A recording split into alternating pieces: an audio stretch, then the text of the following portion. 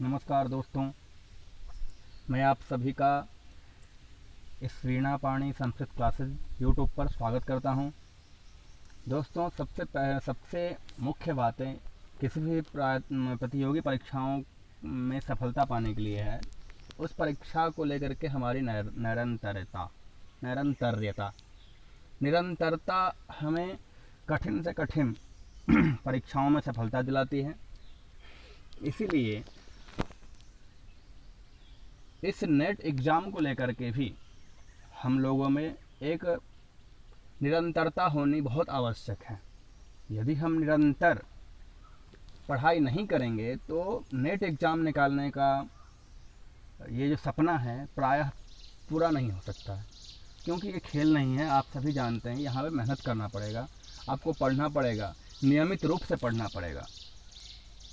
तो यदि कल हम पढ़ें तो आज हम नहीं पढ़ेंगे तो फिर कल का पढ़ना व्यर्थ हो जाएगा। इसीलिए हम सभी को जो भी कोई भी कॉम्पिटिटिव एग्ज़ाम प्रतियोगी परीक्षाओं में सफलता पाना चाहते हैं, उनके लिए सबसे ज़रूरी है जो वह अपने पढ़ाई को लेकर के एकदम ईमानदार हो और उसमें निरंतरता बनाए रखें। यदि निरंतरता बनाए रखते हैं तो आप यकीन मानिए, यदि आप तो मध्यम स्तर के भी छात्र हैं तब भी आप सफलता पा लेंगे। अति आत्मविश्वासी होना भी जरूरी नहीं है जो मैं एग्ज़ाम के वक्त आएगा तो मैं कुछ ही दिन में पढ़ लूँगा, कवर कर लूँगा। यह प्रायः ऐसे बच्चे करते हैं और उसके कारण क्या होता है, उनको उचित सफलता नहीं मिल पाती है। ठीक है, इसी को लेकर के अभी एग्ज़ाम का डेट तो क्लियर नहीं हुआ है, जान रहे हैं पोस्टपोन्ड हो चुका है। अब अगली डेट कौन सी आती है किसी को कोई पता नहीं है। अनुमान लगाने से क्या फ़ायदा है, हमें अपनी तैयारी पर ध्यान देना चाहिए। ये तो और अच्छी बात है और हम अपने प्रिपरेशन में और मजबूती ला सकते हैं। इस समय का सदुपयोग करना चाहिए। तो चलिए, कल हम लोग क्या नक्षत्र के बारे में कुछ पढ़े थे। नक्षत्र क्या होता है, कैसे होता है। यदि आप लोगों ने वह वीडियो नहीं देखा है तो आप लोग ज़रूर उसको देखें पहले। दोस्तों, मैं आपको एक ये बता देना चाहता हूँ, जो इस चैनल पे आज कल से ही शुरू हो चुका है 73 कोड संस्कृत के परंपरागत विषयों को लेकर के नेट के एक एक टॉपिक पर आपको वीडियो उपलब्ध होगा। आपको एक एक चीज़ का एकदम विशद अध्ययन कराया जाएगा। वह उस अध्ययन का उद्देश्य है जो आप अधिकाधिक लोग नेट जीआरएफ परीक्षा उत्तीर्ण कर पाए। इसी उद्देश्य को ध्यान में रखते हुए हमने यह प्रकल्प शुरू किया है, जिसमें कल नक्षत्र प्रकरण ज्योतिष का पहला टॉपिक लिया। मैंने स्वेच्छा से ही लिया हूँ, ज्योतिष का ही पहला यूनिट लिया, जिसको मैं पढ़ाना शुरू किया हूँ। आप लोगों के साथ चर्चा करना शुरू किया हूँ, पढ़ाना ठीक नहीं होगा। आप लोगों के साथ चर्चा करना शुरू किया हूँ, आप लोगों को एक मार्ग दिखाना शुरू किया हूँ, क्योंकि मैं इस मार्ग पे पहले चल चुका हूँ। इसलिए मैं यह आप लोगों को मार्ग प्रशस्त कर रहा हूँ। तो दोस्तों, कल जिस वे में हम लोग पढ़े थे, जिस मार्ग से हम लोग पढ़े थे नक्षत्र प्रकरण को, आज उसी तरह ज्योतिष का अगला टॉपिक हो जाता है राशि परिचय। क्या टॉपिक होता है? राशि परिचय। तो चलिए, बिना समय गंवाए आज हम लोग इस राशि परिचय को शुरू करते हैं।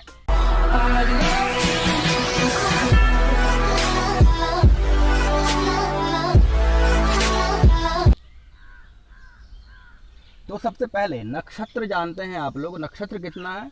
27। सप्तविंशति नक्षत्राणि सन्ति। अब ये बात सब जानते हैं, नक्षत्र 27 हैं। राशियां कितनी हैं? राशियां हैं 12। देख रहे हैं आप, स्क्रीन पे भी देख रहे होंगे, 12 राशियां हैं और 27 नक्षत्र हैं। अब हम डिस्ट्रीब्यूशन करते हैं, सबको विभाग करते हैं। एक गणितीय पक्ष से देख लेने से क्या होता है, हमारे दिमाग में एक कॉन्सेप्ट क्लियर हो जाता है। एक राशि मतलब कितना, ये समझ में आ जाएगा आपको। तो दिक्कत नहीं है। बहुत बार प्रश्न ऐसे ही पूछ दिया जाता है, एकस्मिन् राशेः कति अंशाः भवन्ति। अब पूछ सकता है, ऐसा बहुत बार प्रश्न आया है। ठीक है, तो उसी को ध्यान में रखते हुए देखिए, एक नक्षत्र में 4 चरण होते हैं। सीधी बात, एक नक्षत्र में 4 चरण होते हैं। यदि कुल चरणों की बात किया जाए, 27 गुने 4 = 108। 108 चरण हो गया। ठीक है, तो एक राशि में कितना हो गया? अब राशि तो 12 है और नक्षत्र 27 है और इसके चरण 108 है। तो 108/12 कर दिए, 108/12। अब इसको 12 से भाग दिए, तो अब 12 108 9 से कट गया, अर्थात 9 चरण बराबर एक राशि। अब आप लोग जानते हैं, जो एक नक्षत्र में 4 ही चरण होते हैं, तो 9 चरण चाहिए आपको। तो 2 नक्षत्र और तीसरे नक्षत्र का 1 चरण, ठीक है, तो मतलब 2.25 नक्षत्र चाहिए आपको एक राशि बनाने के लिए। ठीक है, तो क्या हो गया, 2.25 नक्षत्र का हो गया एक राशि। अब ये जो राशि राशि बार बार कह रहे हैं, राशिशील हम पढ़ रहे हैं, राशि विचार, राशि का परिचय। ये राशि है क्या चीज़, आप लोग जानते हैं, धन राशि, विद्या राशि, राशि अनेक चीज का हो। राशि नाम समूह, राशि नाम समूह, समूह अत्र समूह नक्षत्र चरणानाम समूह एव अस्ति। यहाँ जो समूह की बात कर रहा है वो किसका समूह है, तो नक्षत्रों के चरण का समूह है। ठीक है, तो उसको हम क्या करते हैं, राशि कह दिए। अब आप आगे हम पढ़ाएं, हम लोग जानेंगे जो राशि, ये जो नौ चरण लिए हैं, यह 9 चरण को मिला करके जो जो आकाश में आकृति बनती है, जो बनती हुई दिखाई दे पड़ती है हम लोगों को, ठीक उसी प्रकार सबका नामकरण भी किया गया 12 राशियों का। ठीक है, अब जो मेष की आकृति का दिखता है उसको मेष कह दिया गया, जो बैल की तरह जो वृषभाकृति है उसको वृषभ कह दिया गया, मिथुन कह दिया गया। सबकी अपनी अपनी आकृति बनती है इन 9 चरणों के अनुसार, वह तत्त उन सभी राशियों का नामकरण हो गया। ठीक है, इतना आप लोगों को क्लियर हो गया होगा। 27 नक्षत्र है, 12 राशि है, एक नक्षत्र में 4 चरण होता है, 27 नक्षत्र में 108 चरण हो गए। तो 108 चरण में 12 राशियों को डिस्ट्रीब्यूट करेंगे, विभाग करेंगे तो कितना होता है, एक राशि में जाता है 9 चरण। तो इसका मतलब हो गया एक राशि में कितने नक्षत्र हो गए, 2.25 नक्षत्र। तो राशि मतलब क्या होता है, समूह। समूह यहाँ पे कौन सा समूह है, तो नक्षत्रों के चरणों का समूह है, वह है राशि। ठीक है, अब चलिए इसी कड़ी में हम लोग आगे बढ़ते हैं।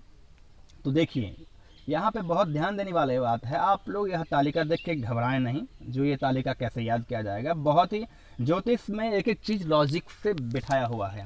यहाँ पे लॉजिक से आप पढ़ा अपना अध्ययन पूरा कर सकते हैं। ट्रिक इसमें बहुत अच्छा काम करेगा आपका।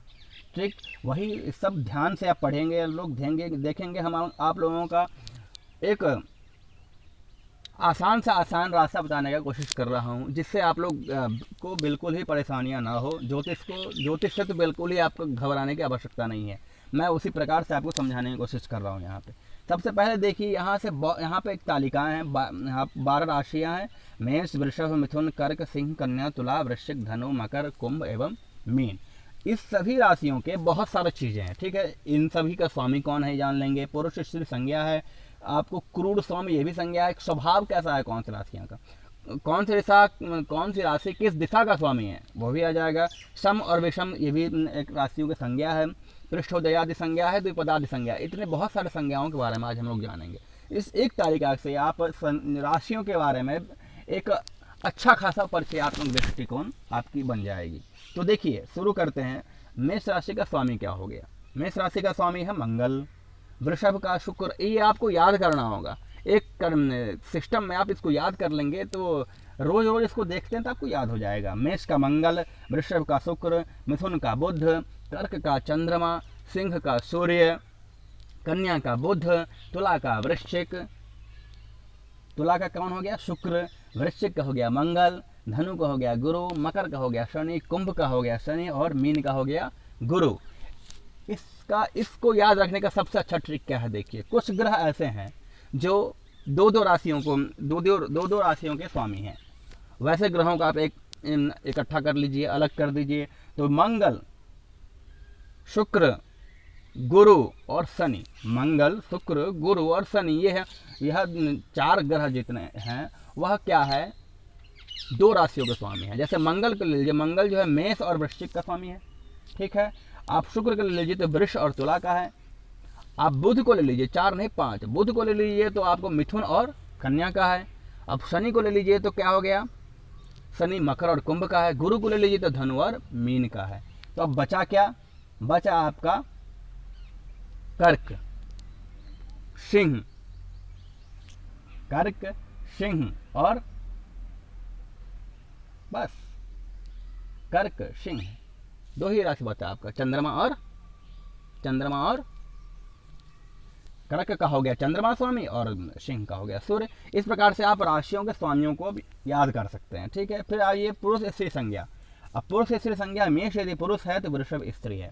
अब यहाँ पे एक टॉपिक आपको देखना है, एक चीज ध्यान रखना है। चीज देखिए, पुरुष स्त्री, पुरुष स्त्री, पुरुष स्त्री, यही क्रम आपको याद रखना है। क्रम क्या याद रखना है? पुरुष और स्त्री। और राशियों का क्रम एकदम मेष से लेकर के मीन तक आपको फराटेदार एकदम दिमाग में होना चाहिए। आत्मसात कर लीजिए। मेष, वृष, मिथुन, कर्क, सिंह, कन्या, तुला, वृश्चिक, धनु, मकर, कुंभ, मीन, ये एकदम कंटिन्यूअसली एक क्रम बाय आपको याद होना चाहिए। इससे क्या होगा, यदि आप ये क्रम से याद कर लेते हैं तो हम जो भी ट्रिक बताएंगे आपको इसी क्रम पे बेस्ड रहेगा, आधारित रहेगा, तो जिससे आपको याद करने में कोई दिक्कतें नहीं आएगी। जैसे देखिए पुरुष स्त्री, पुरुष स्त्री, पुरुष स्त्री, इस प्रकार से क्रम चलेगा पुरुष स्त्री संज्ञा का। तो मेष यदि पुरुष हुआ तो वृष हो गया स्त्री, ठीक है। यदि मिथुन पुरुष हुआ तो आप कर्क हो गया स्त्री। सिंह यदि पुरुष हुआ तो कन्या हो गई स्त्री।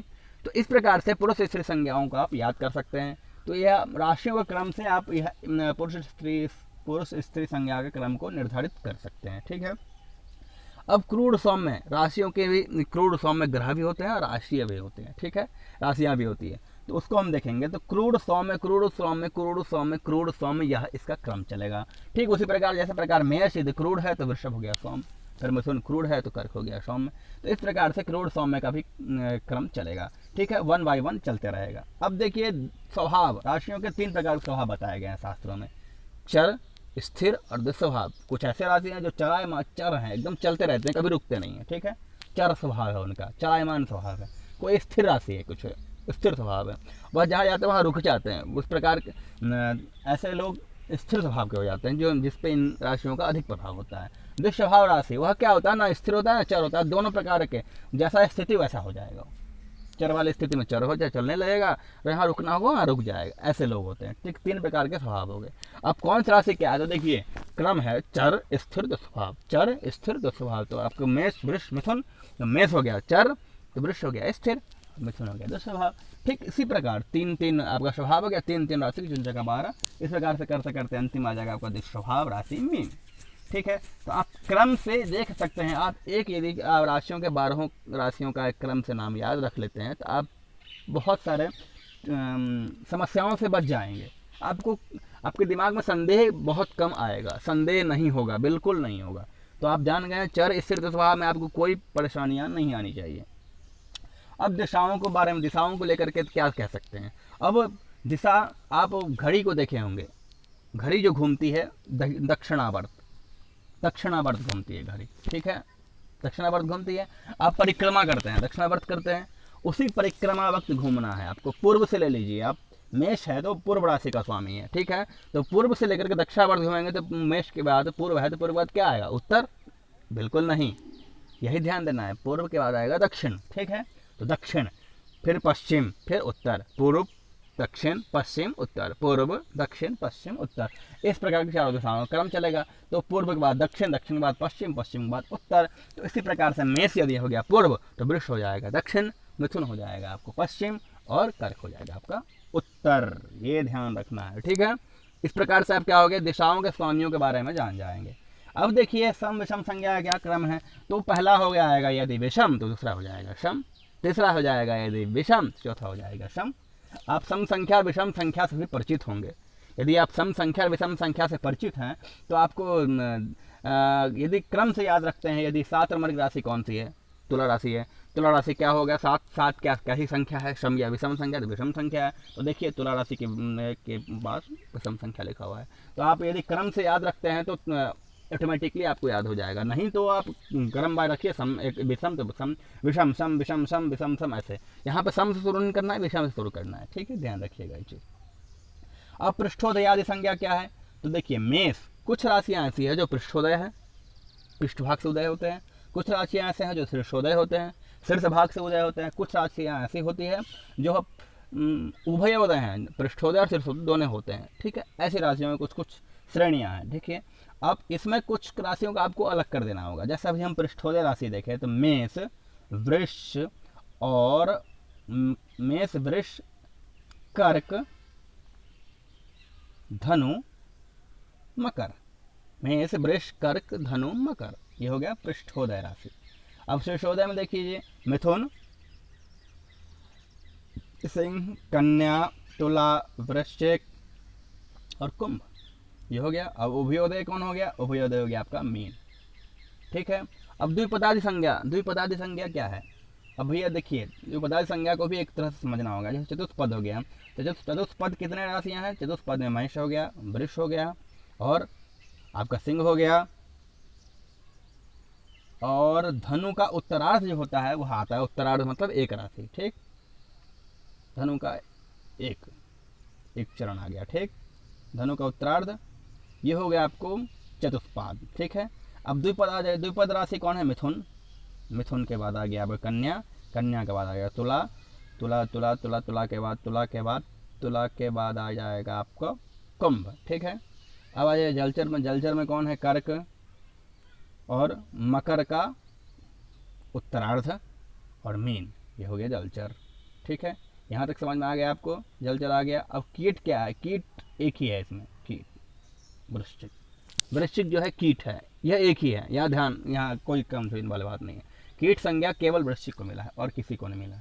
तो दोस्तों आप देख सकते हैं इस तालिका के आधार पर, इस तालिका को ध्यान में रखते हुए आप राशियों को लेकर के बहुत सारे संज्ञाओं का, बहुत सारे स्वभाव, प्रकृति, गुण इत्यादियों के बारे में जान सकते हैं, केवल इस राशि की तालिकाओं को याद रखेंगे। सबसे मुख्य बात इसमें क्या है? राशियों के परिचय को लेकर के राशियों के क्रम से नाम याद रखना, ठीक है, ठीक है। इसी प्रकार हम आगे बढ़ते हैं तो राशियों के स्वरूप के बारे में जानते हैं, ठीक। राशियों के स्वरूप, मेष राशि किस प्रकार का है? भेड़ की सिंह, मेषाकृति, मेष के समान दिखता है, भेड़ की सिंह के समान आपको इसकी आकृति बनती है, तो इसको मेष कहते हैं। वृष की बैलों की मुखाकृति है इसमें। मिथुन आलिंगन बद्ध दंपति, यह दंपति कैसी है? तो आलिंगन बद्ध, पति पत्नी आलिंगन किया हुआ है, ठीक है। कर्क में केकड़ा जैसा दिखता है कर्क का। सिंह शेर की पूंछ, अब शेर की पूंछ कैसी होगी? तो उस प्रकार के सिंह है। कन्या स्त्री जिसके हाथों में अन्न है, क्या है? ऐसी स्त्री है जिसके हाथों में अन्न रखा हुआ है। तुला तराजू लिए हुए कोई पुरुष है, तराजू तोल रहा है, तराजू कोई सामान तोल रहा है। वृश्चिक है बिच्छू। धनु कमर से ऊपर धनुर्धर और कमर से नीचे घोड़ा, ये है धनु का, ऊपर धनुर्धर नीचे घोड़ा। मकर हिरण के समान मुख वाला मगरमच्छ होता है, कौन? मकर। कुंभ घड़े से जल गिराता हुआ पुरुष है, एक पुरुष है जो घड़े से जल गिरा रहा है, ये कुंभ का है स्वरूप हो गया। मीन का मछली जो परस्पर विपरीत स्थिति में जुड़ा रहता है, मतलब एक के मुख में दूसरे का पुच्छ होता है, समझ रहे हैं? तो दूसरे के पुच्छ में दूसरे का मुख होता है, पहले का मुख होता है। तो इस प्रकार से क्या हो गया, आप मीन का स्वरूप जान लिए। तो अगला अब क्या हो गया, तो हम पढ़ेंगे अब राशियों को लेकर के, राशि, वर्ण, रंग, कद, वहाँ वह रहता का है, निवास स्थान और तत्व, ठीक है, बहुत जरूरी है, ये बहुत बार ऐसे ही पूछ लिया जाता है। तो मेष राशि क्या क्या वर्ण क्या है? तो रक्त वर्ण, लाल। शुक्ल, वृष का शुक्ल। मिथुन का हरित। कर्क का पाटल मेहरून कलर। सिंह का धूम्र पांडु स्लेटी कलर। कन्या का चित्ररंग, चितकवरा, चित्र रंग बिरंगी की बात कन्या का हो गया, ठीक। तुला स्वर्ण कृष्ण सुनहरा काला। वृश्चिक स्वर्ण पीतः सुनहरा पीला। धनु का पिंगल। मकर का चित्र रंग चितकबरा। कुंभ का बभ्रू भूरा। मीन का चमकीला। कद देखिए, मेष का हो जाएगा लंबा, वृष का हो जाएगा लंबा, मिथुन का मध्यम, कर्क का मध्यम, सिंह का लंबा, कन्या का मध्यम, तुला का मध्यम, वृश्चिक का छोटा, धनु का मध्यम, मकर का लंबा, कुंभ का मध्यम, मीन का मध्यम। कुछ कुछ चीज़ें आपको याद ही करनी होगी, बार बार देखेंगे तो अभ्यास हो जाएगा। अब निवास स्थान कौन सी राशि कहाँ रहती है, इसका निवास स्थान क्या है? तो मेष का निवास स्थान है जंगल में। मेष ने भेड़ कहाँ रहता है? जंगल में। अब वृष देखिए, आप जो जो नाम रखा हो उस आप समझ सकते हैं ये लोग कहाँ रहेंगे, आपको इसमें समझ आ, थोड़ा बुद्धि चलाइए, थोड़ी सी बुद्धि चलाएंगे तो आपको ये समझ में आ जाएगा। मेष भेड़ है, कहाँ रहेगा? जंगल में रहेगा, सीधी बात है। वृष कहाँ रहता है? खेत में या मैदान में? खेतों में ही काम करता है, बैलों से काम कहाँ लोग करवाते हैं? खेतों में। मिथुन मतलब एक लड़की, मान लीजिए कन्या, मिथुन, ठीक है ना। अब आलिंगन किए हुए दंपति है भाई, तो दंपति कहाँ रहेंगे? गाँव में या शयन कक्ष में, सीधी बात है। कर्क क्या है? तालाब में। कर्क केकड़ा कहाँ रहेगा? तालाब में रहेगा, झील में रहेगा, पानी का जो भी सिस्टम है वहाँ रहेगा। सिंह शेर कहाँ रहता है? पर्वतों में रहता है, गुफाओं में छुप के रहता है। कन्या, अब कन्या हरियाली वाले जगहों में कन्याओं को बहुत पसंद होता है ये सब चीज़, तो कन्या कहाँ रहती है? हरियाली में। तुला, तराजू लेकर के पुरुष बैठा हुआ है, तो कहाँ बैठेगा? बाजार में ही बैठेगा, सीधी बात है। धन, वृश्चिक हो गया जो बिल में रहता है, एकदम अंदर रहता है वो, ठीक है। धनु कहाँ रहता है? रणभूमि में। अब कोई धनुर्धर है और घोड़ा पे सवार है, तो कहाँ रहेगा वो? रणभूमि में रहेगा। मकर, जलीय वन, जहाँ मगरमच्छ रहता हो, ऐसे खतरनाक वनों में जब जल होता है वहाँ मगरमच्छ रहा करता है, ठीक है।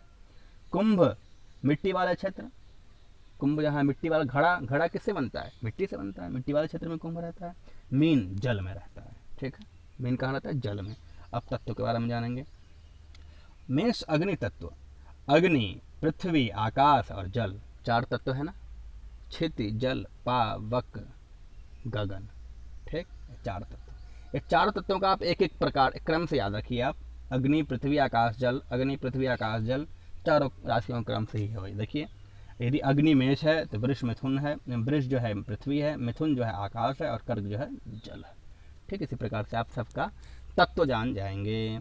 अब देखिए, राशि नाम पर्यायः। अब बहुत बार ऐसा होता है जो परीक्षा में जो एग्जामिनर होते हैं, जो परीक्षक होते हैं, वह राशियों के पर्याय नाम पूछ देते हैं, जिससे बिल्कुल घबरा जाते हैं क्योंकि परिचित ही नहीं होते हैं। तो कुछ ऐसे यहाँ पे पर्याय नाम मैं दे रहा हूँ आप लोगों के लिए, इसको नोट डाउन कर लेंगे आप लोग, हर एक चीज़ का नोट डाउन करिएगा और इसका अभ्यास करिए निरंतरता को लेकर के, निरंतर अभ्यास करते रहिए।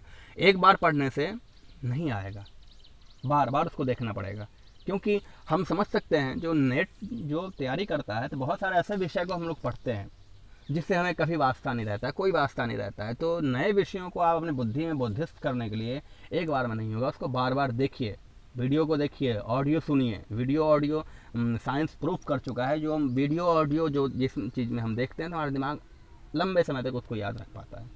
देखिए, मेष को क्रिया कहते हैं और वृष को ताबुड़ी, मिथुन को जितुम, कर्क को कुलिर, सिंह को लेय, कन्या को पाथोन, तुला को जूक, वृश्चिक को कौरपी और धनु का तौक्षिक, मकर का आकोकेर, कुंभ का हृदरोग, मीन का अंत्य। सब इनके पर्याय नाम हुए, ठीक है। इतना आप लोग जान चुके होंगे। आशा करता हूँ आप लोगों को राशियों के लेकर के एक स्पष्ट दृष्टिकोण हो गया होगा, राशियाँ क्या है, इसमें आपको कोई संदेह नहीं होगा। यदि आपको कहीं कोई संदेह हो रहा है तो आप अपने कमेंट के माध्यम से हमसे संपर्क कर सकते हैं, हमें बता सकते हैं। यदि आपको इसमें कोई सुझाव देना हो, इसका भी आप बता सकते हैं, इसके लिए हम आपका सदा आभारी रहेंगे। तो चलिए मिलते हैं फिर अगली वीडियो में। नमस्कार, धन्यवाद।